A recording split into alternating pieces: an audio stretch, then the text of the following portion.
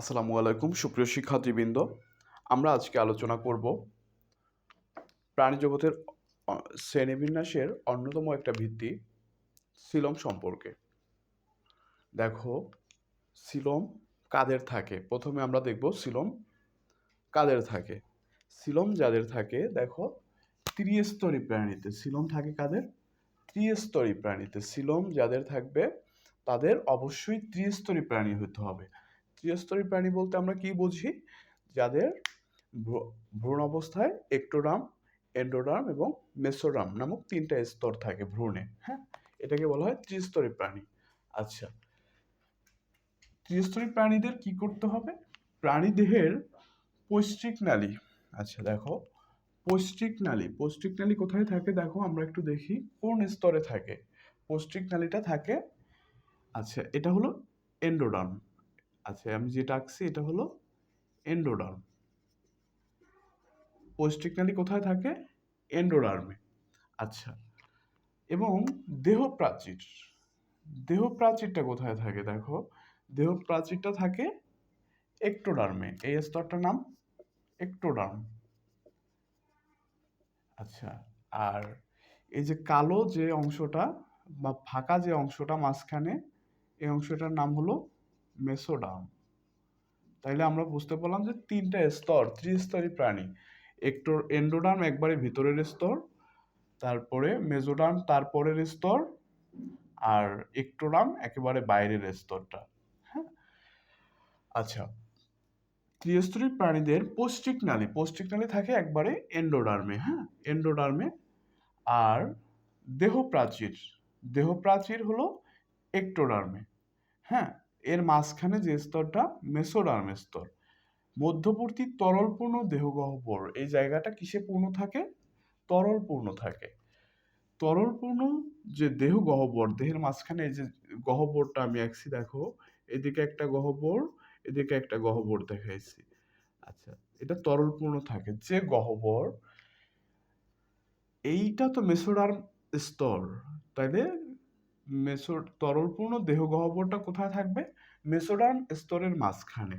আচ্ছা, এখন এটা আবার মেসোডার্ম উদ্ভূত একটা পর্দা, এটা পর্দা দ্বারা আবৃত থাকবে। যে কালো যে জিনিসটা আমি দেখাইছি এখানে, দেখো, একটা পর্দা, কালো যে পর্দাটা দিয়ে আবৃত থাকবে, এই যে বাইরের দিকে একটা আর ভেতরের দিকে আর একটা, তো দুইটা পর্দা দিয়ে, কালো যে পর্দা দিয়ে আবৃত থাকে, এই পর্দাটার নাম হলো পেরিটোনিয়াম পর্দা। কি পর্দা? পেরিটোনিয়াম পর্দা। আচ্ছা, এই পর্দা দ্বারা আবৃত থাকে তাকে বলা হয় সিলোম।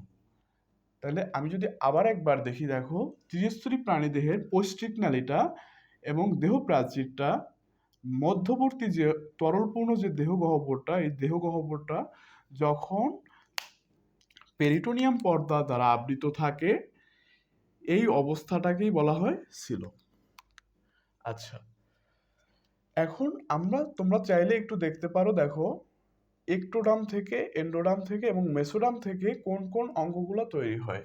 আমি একবারে বাইরের দিকে, একটোডার্ম থেকে আমাদের তৈরি হয়, দেখো, ত্বকের এপিডার্মিস, কান, নাক, এগুলো হলো একটোডার্মের অংশ, স্নায়ুতন্ত্র। তারপরে যদি আমরা একটু মাঝে আসি, দেখো, মেসোডার্ম থেকে উৎপন্ন হয় পেশিগুলো। ত্বকের নিচে যে স্তরটা থাকে, পেশি, কঙ্কাল, ত্বকের ডার্মিস স্তর, রক্তবাহিকা, সিলোমের আবরণ, এগুলো হলো মেসোডার্মের মধ্যে থাকে। আচ্ছা, আর একবারে এন্ডোডার্মে কি থাকে? পৌষ্টিক নালী, ফুসফুস, যকৃৎ। তাহলে পর্দাটা কোথায় থাকে? ফুসফুস, যকৃতের উপরে এবং, আচ্ছা, এই যে পেশিগুলোর নিচে, পেশির নিচে এবং ফুসফুস, যকৃৎ, এগুলোর উপরে এই পর্দাটা থাকে। আচ্ছা, দেখো, এখন সিলোমের এই যে পর্দাটা আছে কিনা, বা পর্দাটা কিরকম আছে প্রাণীর দেহে, এর উপর ভিত্তি করে প্রাণীদেরকে তিনটা ভাগে শ্রেণীবিন্যস্ত করা যায়। তিনটা ভাবে শ্রেণীবিন্যস্ত করা যায়। প্রথমে এক নম্বরে দেখো অ্যাসিলোমেট, তারপরে অপ্রকৃত সিলোমেট, তারপরে প্রকৃত সিলোমেট। আচ্ছা, আমরা অ্যা মানে কি জানি? অ্যা মানে নাই। অ্যা মানে কি? নাই। তাইলে যাদের সিলোম নাই, এখন যখন সিলোমের ওই যে পেরিটোনিয়াম পর্দাটা যখন থাকবে না, তখন এই যে ব্লাস্টোসিলটা, এই যে ফাঁকা জায়গাটা, কি কিসে পূর্ণ থাকবে? Mesodermal spongy parenchyma. Mesodermal spongy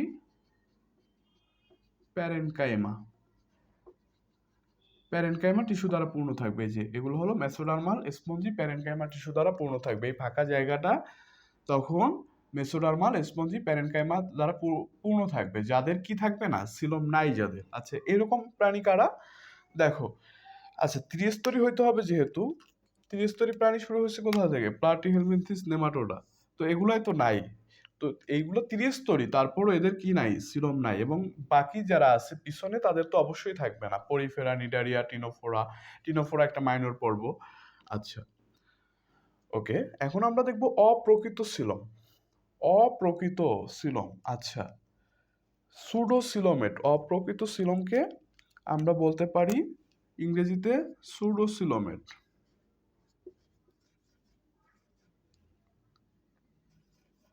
সুডোসিলোমেট, আচ্ছা, সুডোসিলোমেট বা অপ্রকৃত সিলোম। আচ্ছা, অপ্রকৃত বলতে আমরা কি বুঝি? অপ্রকৃত বলতে আমরা বুঝি যে যাদের সিলোমটা প্রকৃত না, বা পর্দাটার পেরিটোনিয়াম পর্দাটার কথা চিন্তা করব। পর্দাটার কি অবস্থা এখানে দেখো। এখানে আমি যে অপ্রকৃত সিলোমের চিত্রটা আঁকছি, এখানে এই যে পর্দাটা কিন্তু এই বাইরের দিকে থাকলেও আবার এইদিকে কিন্তু কোনো পর্দা নেই। হ্যাঁ, এদিকে কিন্তু কোনো পর্দা নেই।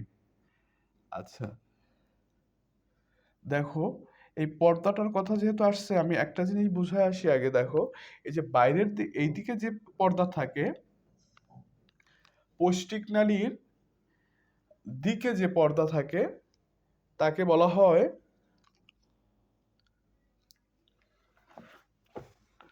আচ্ছা, পৌষ্টিক নালীর, আচ্ছা, দেহ প্রাচীরের দিকে যেটা থাকে, যে পর্দাটা দেহ প্রাচীরের দিকে, এটাকে বলা হয় ভিসেরাল।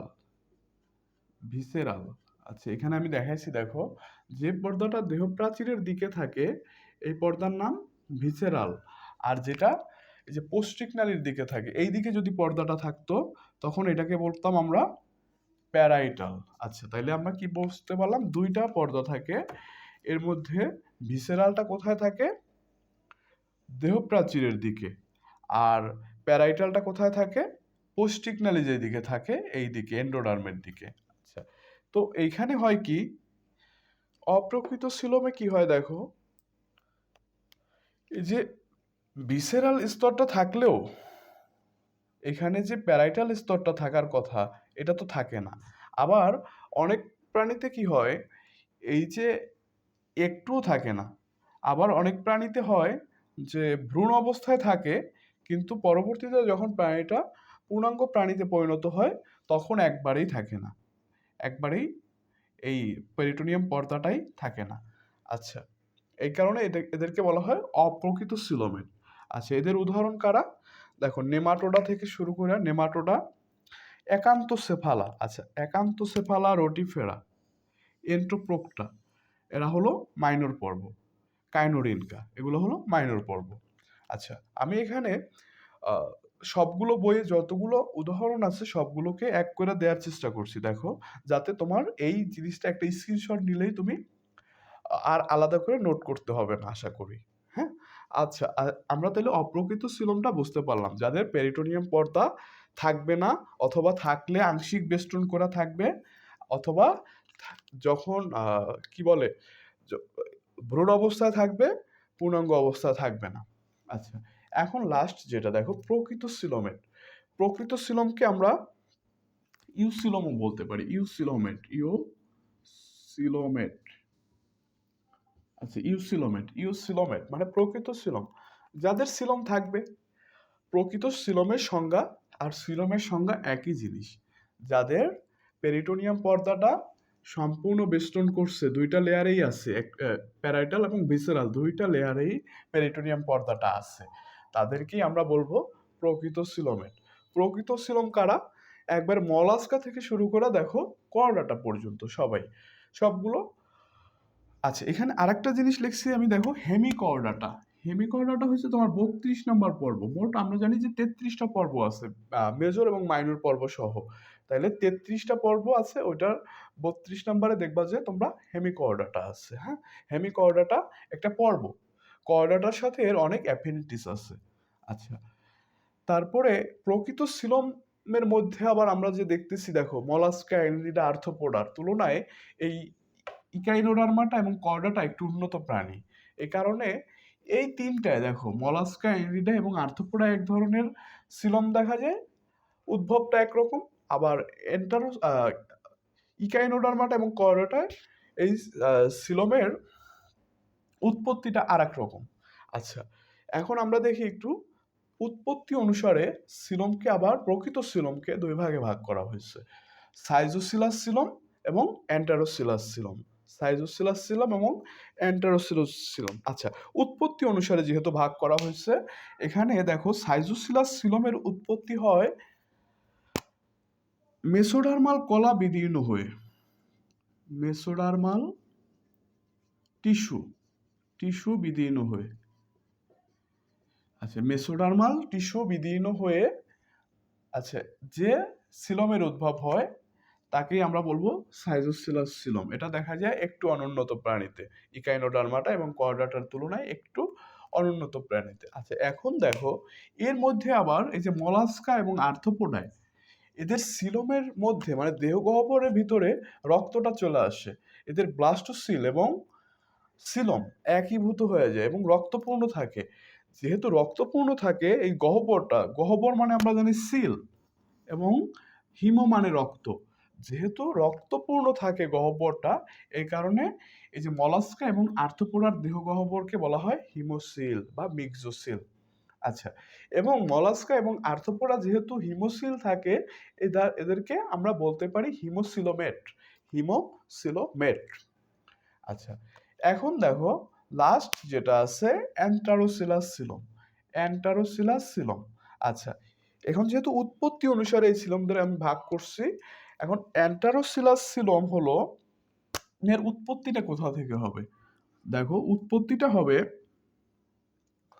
আচ্ছা, ভ্রূণীয় আর্কেন্টেরনের প্রাচীরে, দেখো এই যে আমি একটা ভ্রূণ আঁকছি, ভ্রূণের এটা গ্যাস্ট্রুলা দশা, গ্যাস্ট্রুলা দশায় কি হয়, খাদ্য গহ্বর তৈরি হয়, এটার নাম হলো আর্কেন্টেরন, আর্কেন্টেরন নামক খাদ্য গহ্বর তৈরি হয়। এই গহ্বরে আর্কেন্টেরনের প্রাচীরে, এই যে প্রাচীরে এই যে মেসোডার্মাল থলি আমি দেখাইছি এখানে, দেখো এই যে মেসোডার্মাল থলিগুলো থেকে, এই যে মেসোডার্মাল থলি থেকে এইসব সিলমের উদ্ভব হয়, এন্টারোসিলাস সিলমের। এরা কারা? ইকাইনোডার্মাটা এবং কর্ডাটা পর্বের প্রাণী। আচ্ছা, এখন সিলম থাকার গুরুত্বটা কি? সিলম না থাকলে কি হতো দেখো, এখন এই যে আমাদের যে পৌষ্টিকনালী, হৃৎপিণ্ড, এই জায়গাগুলো যে আছে দেখো, এগুলা ছোট অবস্থায় কি থাকে, ছোট থাকে, কিন্তু আস্তে আস্তে যখন বয়স বাড়ে তখন কি হয়, এগুলা আস্তে আস্তে বাড়ে। তো পর্দাটা থাকার কারণে পর্দাটা আস্তে আস্তে ওই জায়গাটাকে যাতে ঝাঁকুনি নাড়াচড়া না খায়, এই কারণে ঢাইকা রাখে বা আবরণ হিসেবে কাজ করতে পারে। আচ্ছা, ঘর্ষণের হাত থেকে রক্ষা করতে পারে।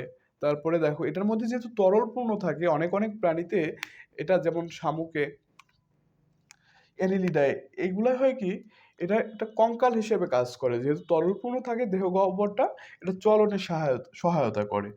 আচ্ছা, এখন আমার ভিতরে যে অঙ্গগুলা, আবার হৃৎপিণ্ড, ফুসফুস, এগুলা কি হয়, বৃদ্ধি পেতে সাহায্য করে, ওটাও বাড়ে, এই পর্দাটাও আস্তে আস্তে একটু একটু সরে যায়। আচ্ছা, এখন এটা আবার পর্দাটা যেহেতু সেমি পারমিয়েবল, এখান থেকে তোমার যে কোনো জিনিস কিন্তু দেহের মধ্যে থেকে আসা যাওয়া করতে পারে, বজ্র পদার্থ বের হইতে পারে, আবার এখান থেকে তোমার প্রয়োজনীয় জিনিসগুলো ব্যাপন প্রক্রিয়া এটার মধ্যে প্রবেশ করতে পারে দেহের বিভিন্ন জায়গায়।